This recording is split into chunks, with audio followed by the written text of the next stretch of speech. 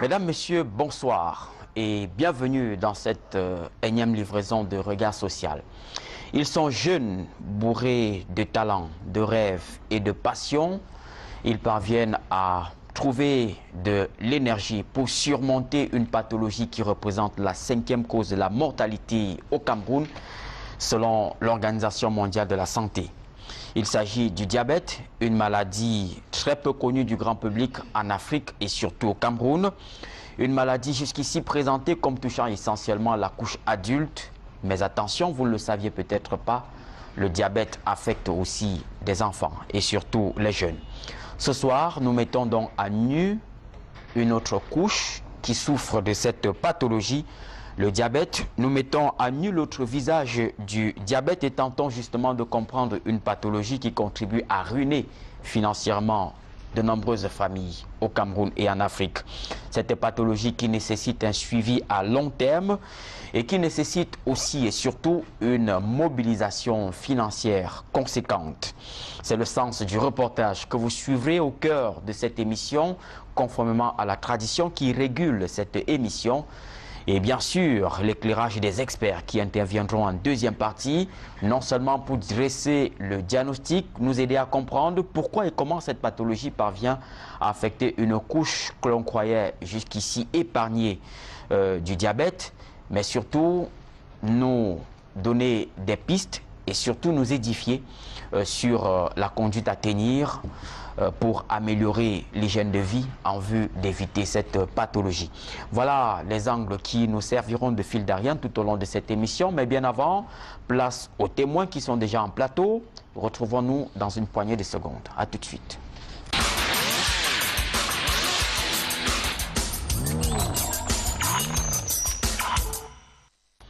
Avec nous sur le plateau de Regard Social ce soir, des jeunes qui sont pleins d'énergie, qui sont bourrés de talent, qui rêvent d'entreprendre et de réaliser leurs objectifs, mais qui portent malheureusement une croix, celle d'une pathologie que l'on croyait jusqu'ici toucher essentiellement la couche adulte. Ils ont accepté, ces jeunes-là, de partager une tranche de leur vie avec nous ce soir. Nous recevons donc sur le plateau de Regard Social ce soir M. Franck Dawa. Bonsoir Franck. Bonsoir M. Eric. Alors comment allez-vous? Bien pour le moment.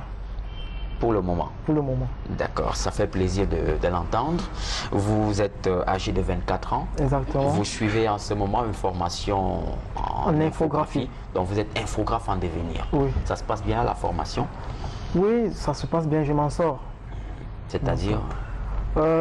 Déjà, j'essaye de prendre la chose d'une façon très simple. Vous voyez, c'est une étape que j'ai à traverser et j'essaye de m'imprégner pour être quelqu'un dans ce domaine demain. Parce que vous avez des rêves, oui, vous avez des sûr. ambitions. Oui. Lesquelles? Déjà, en tant qu'infographe de demain, j'aimerais réaliser de très grands documentaires parce que je m'intéresse beaucoup au graphisme du côté événementiel, dans le domaine de la santé ou alors dans le domaine naturel. Ok. Donc vous êtes un infographe en devenir, mais qui doit tout d'abord gérer le quotidien. Oui. Le quotidien qui est fait d'une pathologie que vous souffrez depuis l'âge de 11 ans. Oui, depuis 11 ans. Oui, ça fait 11 ans aujourd'hui. Ça fait 11 ans. Donc j'avais 13 ans quand j'ai attrapé le diabète. Ok. Oui. Alors comment s'est dessiné le diagnostic? Déjà, ça n'a pas été facile, vu qu'il y avait une très grande ignorance du côté familial d'abord. Parce que étant tout petit, j'ai arrêté de faire pipi au lit à 7 mois. Mais à l'âge de 13 ans, étant déjà au secondaire, je me retrouve à faire pipi au lit. C'était vraiment tragique. Je n'arrivais pas à comprendre ce qui se passe exactement. Et c'était une curiosité pour la famille? Bien sûr, vu, déjà ils n'ont pas très bien pris la chose. Déjà la chicote, essayer de me faire comprendre que non, c'est pas normal à mon âge et tout. Mais bon, ça ne venait pas de moi, je m'efforçais, mais c'était plus fort que moi. Après, j'ai commencé à boire beaucoup d'eau au cours de la nuit. Je dormais avec un bidon de 5 litres d'eau à côté de mon lit. Le matin, c'était tout vide. C'est comme ça que je faisais les tours aux toilettes pour aller uriner. Bon, et tout le temps j'étais fatigué. Bon, la maman a vraiment été inquiétée. Nous sommes partis faire des examens. Et avant d'arriver faire des examens, il a fallu que j'entre dans un coma avec cétone. C'est-à-dire? Je ne connaissais pas ce que c'était un coma avec cétone. Donc c'est beaucoup de déchets qui se sont accumulés dans mon organisme et qui ont essayé de ressortir par ces urines-là, dont le mauvais sucre, puisque mon pancréas ne produisait plus de l'insuline. Voilà. Et quand ça ne produit plus de l'insuline, le sucre était maltraité dans mon organisme et ça causait ce coma. Et le temps, puisque c'est à Bonabiri que j'ai été diagnostiqué à Sébec, à l'hôpital de Sébec de Bonabiri, que j'ai été diagnostiqué. Bon, arrivé, j'étais inconscient. Il a fallu qu'on me prenne la glycémie. Au début, on m'a mis une perfusion, le glucosé, dont j'ai commencé à vomir déjà, parce qu'au cours de la route, je vomissais déjà. Et quand on a mis, j'ai commencé à vomir. C'est après qu'une infirmière est venue me faire un test de glycémie. Et c'est même la piqûre qui a fait à ce que je me réveille. Bah, mes gars, j'ai même grondé l'infirmière. Pourquoi tu me piques le doigt sans me demander? Parce qu'avec les nerfs et tout, bon, on m'a et le test s'est avéré positif? Oui, ça m'était HI. HI, c'est quand le niveau de sucre est déjà très très haut. Très très haut. Très bien. Ce sera donc le début d'une nouvelle vie, des nouveaux combats que vous menez jusqu'aujourd'hui. Alors, on en parlera. Vous n'êtes pas seul en plateau. Il y a plus jeune que vous. Vous devez d'ailleurs la connaître. Noël Laure Mbola. Bonsoir. Bonsoir, monsieur. Comment allez-vous? Bien, merci. Et vous? Oui, ça va très bien, ça va très bien. Alors, bienvenue sur le plateau de Regard Social. Merci. Vous êtes élève en classe de première D. Oui. Donc, vous êtes candidate au probatoire. Vous préparez bien votre examen. Oui, à la grâce de Dieu, ça va. Ok, donc vous êtes prête? Oui. Ok. Alors, ça va bien? Très bien. Ok, bien. Vous souffrez d'une pathologie, le diabète, depuis quelque temps. Vous n'avez que 16 ans, il faut le rappeler. Comment s'est passé le diagnostic? Comment le diagnostic a été posé? Comment l'avez-vous su? En fait, c'est ma mère qui l'a su le 11 février 2013. Oui, je rentrais du défilé, oui. Je rentrais du défilé. Elle me trouvait un peu pâle, dans mon coin, toujours en train de boire de l'eau. Et elle a dit à papa, il faut surveiller Nono. Je me disais que la femme s'y pense même quoi. Après, la nuit, je me réveillais à chaque moment, le même jour. Dans la nuit, je me réveillais à chaque moment pour aller faire pipi. Elle me demandait qu'est-ce qui se passe. Je dis rien. Et le matin, elle a demandé à papa de me prendre la glycémie. Parce que lui-même, il est diabétique et il a l'appareil à la maison. Il m'a demandé de venir prendre la glycémie. J'ai pris la glycémie, j'étais à 147, je ne me trompe pas. Oui. Et il m'a demandé qu'on aille à l'hôpital. J'ai dit ok. Nous sommes allés à l'hôpital le même jour. J'étais à plus de 2 grammes à jeun. Et à la clinique de Bonapriso. Oui. J'ai commencé à suivre un régime alimentaire. Et après, j'ai arrêté. Mais sur le coup, lorsque le test s'opère et que vous êtes déclaré positive au diabète, quelle est votre réaction? Vous êtes certes toute jeune, mais est-ce que vous comprenez grand-chose?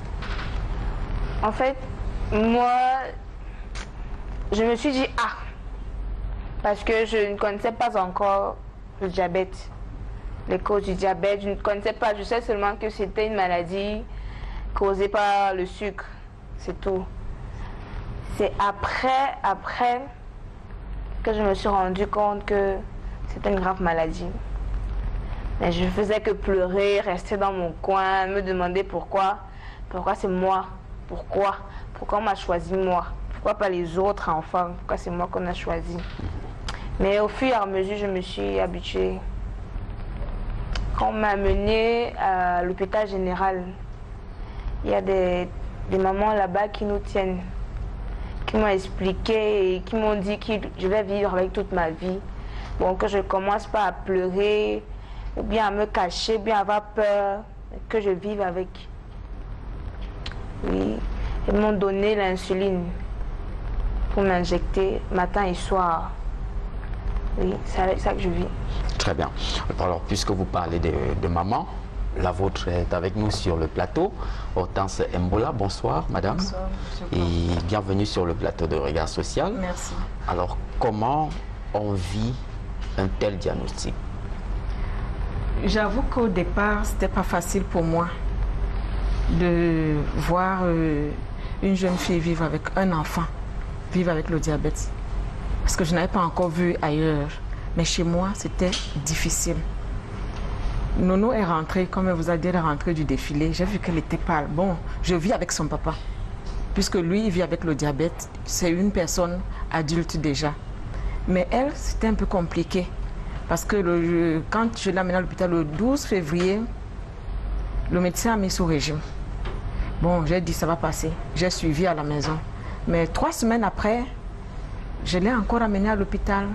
Non, 1 semaine après, on est allé à l'hôpital, on a fait le contrôle, c'était bien. On a continué sous régime. Mais après, vous connaissez les enfants. Tout ce qu'elle pouvait ramasser en route, bonbons, chocolat, biscuits, elle mangeait. Chez moi, j'avais déjà essayé de limiter un peu de sucrerie. Mais le jour où j'ai eu très très mal, c'est quand elle a fait l'hémoglobine glyquée. Et c'était trop élevé. Il a dit non. On met Noël sous insuline. J'ai passé 2 semaines de congé de Pâques à me rendre à l'hôpital tous les jours, 2 fois par jour avec elle. Après, il a dit non. Maintenant, il faut l'envoyer chez l'endocrinologue puisque lui, il était un généraliste. Il nous a envoyé chez l'endocrinologue à Bonapriso qui est sur le plateau avec nous. Et elle a suivi, on a fait d'autres examens. Après les examens, elle a dit bon, il faut que votre fille sache qu'elle n'est pas seule. Enfant vivant avec le diabète. Il faut qu'elle soit avec d'autres enfants et comme ça elle sera un peu plus épanouie. Là, elle va se sentir un peu isolée. Nous sommes arrivés à l'hôpital général, j'ai vu l'endocrinologue avec son mot. On a vu l'endocrinologue et il a fait les tests. Vraiment, j'étais satisfaite parce que les tests étaient positifs, mais elle avait les sensations. Elle avait toutes les sensations. Là, j'étais un peu satisfaite et lui m'était satisfait. Il dit le diabète n'a pas atteint le degré où il faut se lamenter. Vivement qu'elle se comporte bien, qu'elle suive son régime, qu'elle fasse du sport et elle vivra avec le diabète. Du coup, le quotidien a changé. Et le quotidien a changé. Les habitudes alimentaires ont changé à la maison pour tout le monde. C'est-à-dire? C'est-à-dire que ce qu'on ne pouvait pas manger avant, on mangeait déjà tous les enfants. Et même moi, y compris, je m'alignais déjà pour qu'elle ne soit pas seule dans son coin à manger ce qu'elle ne pouvait pas manger avant. Mais là, vous avez fait violence à ses frères et sœurs? Non, non, non. Non, je n'ai pas coupé les vivres d'un trait. C'était au fur et à mesure. Et je leur disais, vous savez que maintenant, c'est vrai que papa n'est pas là, mais Nono est à la maison avec nous. Elle vit avec le diabète. De temps en temps, on mange ce qu'elle mange aussi. Et maintenant, il faut essayer de diminuer du sucre. Sinon, vous aurez aussi le diabète comme Nono. Et tous ont compris. Alors, comment on vit une telle annonce dans la posture de parent? C'est difficile. C'est difficile parce que, surtout quand elle est à la fête, elle voit comment d'autres enfants sont en train de boire les jus. Elle ne boit pas les jus. Ils mangent les gâteaux à la crème. Elle ne mange pas. Vous vous dites peut-être que le ciel est tombé sur votre tête. Mais il faut utiliser du tact. Parce que si tu vas brutalement, toi-même tu risqueras de laisser ta peau avant elle. Donc j'ai vécu ça. Et maintenant, je vis avec dans toute la simplicité possible. Parce que si je dis à quelqu'un qu'elle a le diabète, on ne peut pas croire. Mais c'est moi qui sais comment est-ce que j'essaye d'aménager à la maison. Ok. Alors, Franck, vous nous disiez il y a un instant que justement c'est depuis l'âge de 13 ans 13. que le diagnostic a été posé dans votre cas. Et ça fait 11 ans justement que vous vivez avec la maladie. Mais dans les débuts, lorsque le médecin vous annonce que vous êtes diabétique, c'est vrai, vous êtes un peu plus jeune, mais quelle est votre réaction? Comment vous percevez la nouvelle? Comment vous la recevez? Et quelle est l'attitude de votre entourage? Bon, déjà, monsieur Eric, quand on m'annonce, en fait, c'est pas à moi qu'on a annoncé que j'ai le diabète. On a d'abord annoncé à ma maman. Elle s'est même mise à pleurer puisqu'elle ne savait pas ce que c'était le diabète. Les médecins lui ont calmé et lui ont expliqué exactement ce que c'est la maladie. Mais dans mon cas, j'étais ignorant. Je ne savais pas ce que c'était le diabète. Vous voyez un peu. Donc, au début, on m'a mis sur régime alimentaire parce que j'étais vraiment déshydraté. Il fallait que je récupère un peu mon poids. C'est vrai que ça n'a pas été facile. C'est pas facile aujourd'hui parce que je vais avouer sur ce plateau, j'ai dribblé, comme on dit souvent. J'ai dribblé. Le régime qu'on me donnait, je ne pouvais pas supporter vu que je ne savais pas vraiment pourquoi je devais suivre ce régime. Donc en cachette, je prenais des sucreries et qui jouaient sur la glycémie. Vous voyez un peu. Et je n'étais pas encore suivi à l'hôpital général en ce temps-là. Et l'insuline n'était pas adaptée à mon cas. Donc il y a ce mélange-là qui jouait à mon déséquilibre. C'est quand j'entre dans le programme Change Diabetes in Children à l'hôpital général en 2010 qu'on change immédiatement mon insuline et on me donne les règles à suivre. Vous voyez, dès le premier mois, j'ai vu des changements. J'ai vu des changements, j'ai essayé de comprendre ce que c'est la maladie parce qu'il y a des infirmières qui sont là pour ça. Sur le plan psychologique, elles vous donnent des conseils et tout et tout. À travers ces conseils, j'ai compris ce que c'est le diabète de l'enfant et je fais de mon mieux à présent pour essayer de mieux me gérer. Et depuis lors, vous avez cessé de dribbler, de tricher? Bon, on dit souvent qui a bu boira. On ne peut pas s'empêcher des mauvaises habitudes, mais c'est très très rare maintenant. C'est très très rare. Parce que je vais vous dire, c'est pas facile. Vous ne pouvez pas. C'est très pénible d'être en compagnie de vos amis, peut-être dans une fête, il y a des sucreries, vous vous empêchez immédiatement. Non. On va même d'abord te voir pour. Je ne sais pas comment décrire. D'autres personnes vont dire des losers. Tu vas être bizarre. Mais il y a la bière, non? Oui, il y a la bière. Il y a la bière. La bière encore, c'est encore plus dangereux. La bière, c'est encore plus dangereux parce que l'insuline artificielle qu'on prend ne gère pas le sucre de la bière. Donc, on ne peut pas boire la bière pour dire qu'après, on va se piquer l'insuline. Non. C'est mieux de prendre. Il y a des techniques qu'on nous a données pour consommer des sucreries. Vous voyez un peu. Comme des jus, on peut diluer avec de l'eau à un certain niveau. Et déjà, il y a même déjà des boissons zéro sucre. Ok, c'est bon à savoir. Mais du coup, lorsque vous avez des contraintes sur votre hygiène alimentaire, quelle est la réaction de l'entourage? Comment on vous perçoit dans votre entourage, en famille, entre amis? Vous êtes différent des autres? Bon, déjà le diabète, ce n'est pas une maladie physique. Le diabète ne s'aperçoit pas facilement physiquement.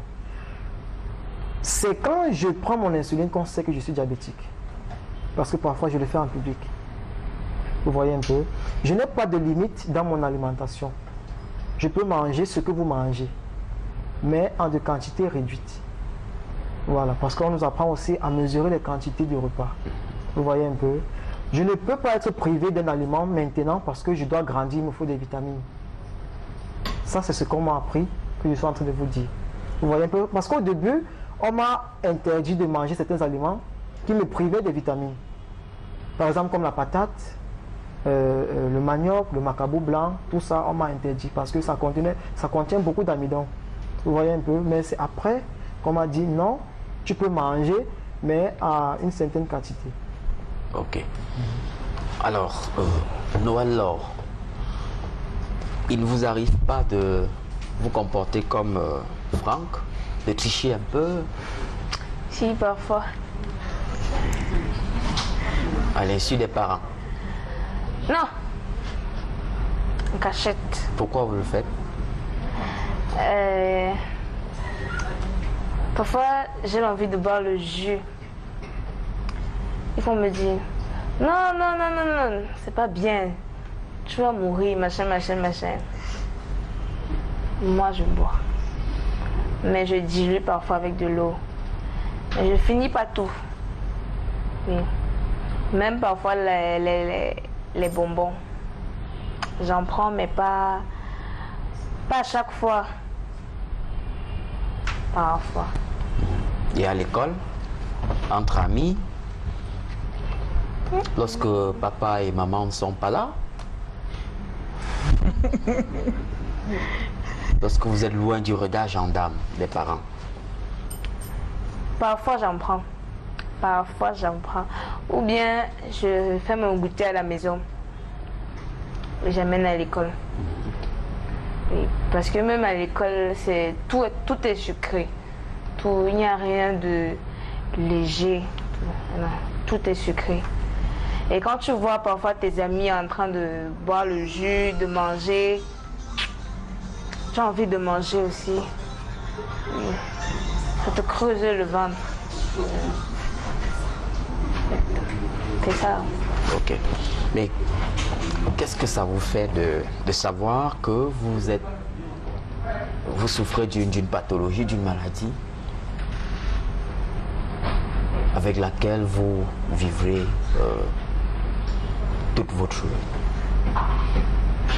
En fait, moi j'ai dit à maman, parce que à chaque fois, elle est toujours en train de me dire, tu n'es pas comme les autres, fais attention, tu ne dois pas te blesser, tu ne dois pas, tu ne dois pas, tu ne dois pas.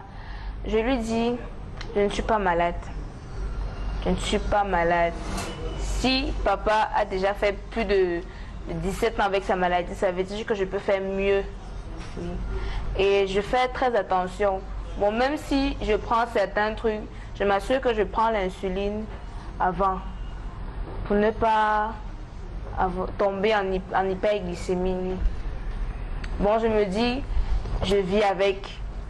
Et ça me va, parce que moi, j'ai pas de problème avec ma maladie. Pas du tout. Non. Ok. Alors, Madame Mbola, Oui. Comment s'opère la prise en charge? Quelles sont les contraintes liées à la prise en charge du diabète chez un enfant? Pour le moment, en fait, pour elle, je n'ai pas souffert parce qu'au début, je ne savais pas qu'il y avait un programme pour enfants. Je l'amenais dans une clinique normalement. Mais c'est quand je suis allée voir le docteur Ipaka qu'elle m'a dit, les enfants sont pris en charge, donc tu peux l'amener à l'hôpital général, dans tel pavillon, on va s'occuper d'elle. Et depuis que je suis là-bas, il y a pratiquement 4 ans, je ne débourse même pas un radis pour qu'elle soit suivie. Mais avant, j'ai déboursé énormément. Maintenant, je ne débourse pas. Mais apparemment, le programme est déjà fini. Donc, les parents devront s'attendre à débourser pour leurs enfants. Vous êtes prête? Oui, je suis prête. À partir du moment où je le faisais avant, je peux reprendre le relais. Ok. Alors, comment s'opère justement le financement de... Vous avez été... vous avez fait partie de ce programme. Exactement. À l'hôpital général de Douala lorsque vous étiez mineur. Alors aujourd'hui, comment s'opère la prise en charge? Bon, vous êtes majeur, vous... Oui, exactement. Ma prise en charge vraiment est très très particulière. Vous voyez, parce que je sors d'une famille modeste qui ne sont pas très aisés, en fait qui n'est pas aisé. Donc déjà c'est un très lourd combat au quotidien. Je suis obligé de faire des petits jobs pour pouvoir m'acheter de l'insuline. Parce qu'en pharmacie c'est maintenant 6300 Mistar et Atrapid, les deux qualités que les deux marques que je prends. C'est pas vraiment évident parce qu'il faut d'abord gérer son alimentation. On ne prend pas l'insuline sans avoir de quoi manger. C'est du genre, tu vois la nourriture avant de t'injecter. S'il n'y a pas la nourriture, tu ne prends pas ton insuline. S'il n'y a pas la nourriture, tu ne prends pas ton insuline, tu vas faire de l'hyperglycémie. Vous voyez un peu. Donc, parfois, ça m'arrive de manquer mon insuline au cours de la journée parce que j'essaie d'économiser. Vous voyez un peu. Normalement, je ne devrais pas le faire. Je ne devrais pas économiser. Je devais le consommer d'une façon naturelle. Mais les moyens ne me permettent pas, à présent, de faire comme les normes veulent. Je suis obligé de jongler. Que prévoit la norme? La norme, en fait, chez moi, parce que les enfants diabétiques n'ont pas le même dosage. Vous voyez un peu. Je prends l'insuline 3 fois par jour. Je dois prendre l'insuline 3 fois par jour. Matin, midi et soir. Voilà. Mais parfois, je saute à midi. Parce qu'il m'arrive parfois, je suis en train de faire un travail, ou bien de travailler devant mon ordinateur, je m'oublie. L'heure passe, je ne prends pas mon insuline. Et c'est très... Vous êtes dans le domaine, vous connaissez. Quand vous travaillez, vous êtes engagé de travail, vous ne ressentez pas la famille. Et l'heure passe. Vous voyez un peu, c'est ça qui joue sur le déséquilibre qui se crée à la fin. Mais ce n'est pas d'une façon... comment je vais dire, c'est pas volontaire. J'essaie de m'adapter sur le terrain parce que déjà dans ma tête, je sais que le diabète, c'est pas le diabète qui va me tuer. Oui, moi c'est une promesse que je me suis faite. C'est pas ça qui va me tuer. C'est une autre chose ou alors je sais pas. Mais c'est pas ça qui va me tuer. Donc, psychologiquement, oui. Vous êtes un homme prêt à affronter. Oui, parce que pour moi c'est la première règle. Accepter ce qu'on a, faire avec les moyens de bord. Le diététicien Biatat m'a prononcé une phrase, une fois on faisait les journées éducatives, il m'a dit, un diabétique ne sort pas sans manger. Un diabétique n'a pas un déjeuner prescrit en début de journée. Si c'est le réchauffé qui est à la maison, tu manges le réchauffé, tu t'injectes. Il ne faut pas trier que non, moi je ne mange pas ça, moi je ne mange pas ça. Si tu sais que tu peux gérer la quantité de sucre dans ton alimentation, prends-le et fais ton insuline et puis tu continues la journée. Très bien. Alors, vous devez débourser en moyenne 30 000 francs oui, par mois pour acquérir vos médicaments. Oui. Est-ce que vous parvenez à relever ces défis? Franchement, je dis non. Franchement, je dis non. Parce que je prends 2 types d'insuline, comme je vous ai dit tout à l'heure. 6300. Un tout petit flacon comme ça. Et le deuxième, c'est la même quantité. Mais le deuxième est un peu plus long parce que ce n'est qu'à midi que je dois le prendre. Et Mista me fait au trop 3 semaines. Au trop 3 semaines. Vous voyez un peu, il faut gérer les médicaments. Vous ne devez pas sauter. Parce que c'est encore plus pire si vous sautez. Parce que si vous sautez, vous allez faire un coma avec cétone, comme je vous ai dit au début. Ou alors, plus pire. Vous voyez un peu. Donc, il faut absolument le médicament à la maison. Parfois, je n'attends même pas que ça finisse. Quand la boîte, le flacon est déjà presque à moitié, je suis obligé de chercher les moyens pour aller acheter. Et il y a des bandelettes pour le kit de glycémie qu'il faut acheter. Parce que je pense que ça sort 100 bandelettes dans la boîte.